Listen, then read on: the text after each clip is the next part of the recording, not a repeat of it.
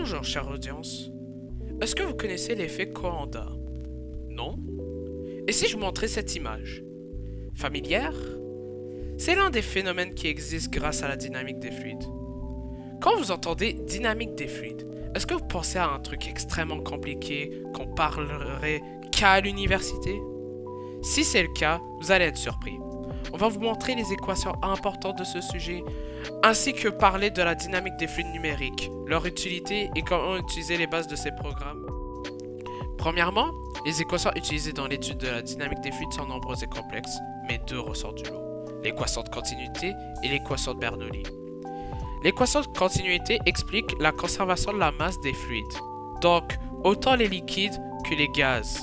L'équation de Bernoulli explique à la place la loi de conservation de l'énergie des fluides. En effet, grâce à cette loi, on sait que l'énergie statique, qui est indiquée par la pression, l'énergie cinétique, qui est indiquée par la masse et le volume, ainsi que l'énergie potentielle, qui est indiquée par la force gravitationnelle de la planète, sa masse et sa hauteur relative à un point, sont tous les trois constantes. Ça signifie que si on change l'une des valeurs, comme par exemple on réduit l'énergie cinétique, une autre énergie doit augmenter pour compenser. Cela signifie, si on augmente la vitesse d'un liquide, la pression doit baisser pour compenser l'augmentation d'énergie cinétique. Grâce à ça, on sait que la vitesse et la pression d'un liquide est inversement proportionnelle. C'est aussi grâce à l'équation de Bernoulli que la portance existe, la capacité aux avions de pouvoir voler dans les airs. Maintenant, je vais vous passer la parole à Guillaume qui va vous parler à propos de la mécanique des fluides numériques. La mécanique des fluides numériques, aussi appelée MFN, est une technique de simulation informatique qui permet de modéliser la dynamique des fluides dans un ordinateur. La MFN est très utile pour tout ce qui concerne les fluides, qu'il s'agisse de la conception ou de la vérification d'une pièce ou d'un produit. Il permet d'optimiser ces éléments rapidement et facilement en utilisant des logiciels spécialisés. Autrement dit, la mécanique des fluides numériques est extrêmement utile de nos jours pour tout ce qui interagit avec un fluide. Dans cette vidéo, nous allons vous expliquer l'utilité d'un programme de ce style, suivi d'un guide rapide pour l'utilisation d'un de ces logiciels. Comprendre comment un objet interagit avec son environnement avant même qu'il soit construit est, dans certains cas, obligatoire.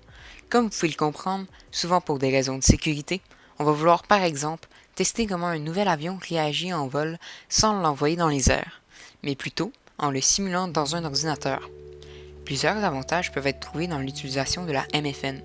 Premièrement, grâce à ces programmes, un ingénieur peut tester si son produit est théoriquement sécuritaire et s'il y a des fautes majeures à régler. Ensuite, il est beaucoup moins cher de simuler une expérience sur un ordinateur que de tester un modèle dans une soufflerie ou même de faire un vrai prototype. Et finalement, la MFN peut être très utile dans l'optimisation d'un produit. En effet, il est possible de jumeler un logiciel de mécanique des fluides numériques avec un logiciel de modélisation 3D pour pouvoir optimiser rapidement un design. Par contre, il y a des limites. En effet, il est important de mentionner que l'optimisation par logiciel est encore à ses tout débuts. Il est par contre très probable que dans le futur, tout ce que nous construisions soit entièrement créé par un ordinateur, en donnant simplement les objectifs clés du produit à développer à l'ordinateur, et un produit fini sera généré sans assistance humaine. Les logiciels de la MFN sont étonnamment très accessibles. En effet, des programmes faisant la simulation de la dynamique des fluides sont désormais disponibles gratuitement en ligne et, avec l'avancement de la puissance des ordinateurs, il est très facile de les installer. Je vais donc vous montrer comment passer d'un modèle 3D à une simulation complète en seulement 4 étapes simples. Première étape, le modèle 3D. Pour sa première simulation, il est conseillé d'utiliser un modèle simple trouvé sur le web, mais il est tout à fait possible, comme nous, d'utiliser un modèle modélisé soi-même, par exemple dans Fusion 360. La première étape est donc d'envoyer le modèle dans le logiciel de MFN. Deuxième étape, établir les conditions limites. Bon, pour pouvoir faire la simulation, le logiciel doit savoir où simuler. Établir les conditions limites, c'est comme choisir sa taille de soufflerie, mais avec la possibilité d'avoir n'importe quelle taille de soufflerie. On doit donc définir la taille des limites de la simulation. Il est important de donner relativement beaucoup d'espace au modèle, car on ne voudrait pas qu'il y ait trop d'interaction entre l'air et les murs, ce qui pourrait mélanger nos mesures. On doit aussi définir les différentes substances dans la simulation, tant pour le modèle que pour le fluide qui va passer autour. On ne devrait pas tester la portance d'une aile d'avion dans l'eau, par exemple. Troisième étape, établir les conditions initiales. Les conditions initiales sont, par exemple, la vitesse d'un vent dans la simulation. Il représente la vitesse d'un fluide à un endroit précis de l'environnement. Par exemple, on pourrait dire au logiciel qu'on veut un vent de 20 mètres par seconde. Il est important de ne pas mettre n'importe quelle vitesse, car un fluide n'interagit pas avec son environnement de la même manière à toutes les vitesses.